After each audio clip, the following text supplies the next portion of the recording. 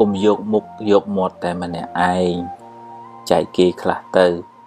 ទើបធ្វើការជាមួយគ្នាបានយូរកុំទម្លាប់បន្តោសបង្អាប់គេហើយលើកសរសើរខ្លួនឯងគេមិនចូលចិត្តទេ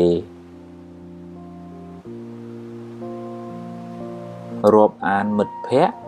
ត្រូវតែហ៊ានលះបង់ខ្លះទើបរាប់អានបានយូរ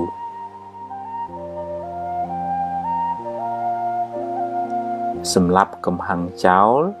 ទើបរស់នៅបានសុខ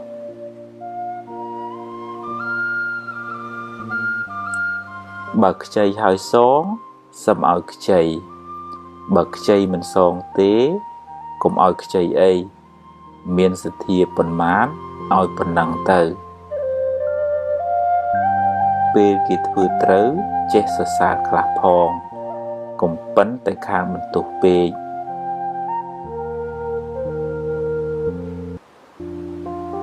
ទំនុកបំរុងឪពុកម្ដាយអ្នកឲ្យអស់ពីចិត្តទៅ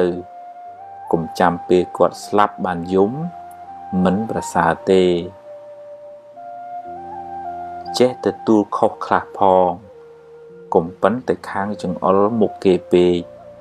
គេមិនចង់ធ្វើការជាមួយទេវាសនាមនុស្សមិនដូចគ្នាទេគេមិនដូចយើង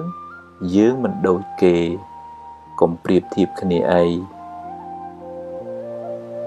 ទម្លាប់អានស្ដាប់មេរៀនអប់រំចិត្តឲ្យបានច្រើនទើបជីវិតបានសុខ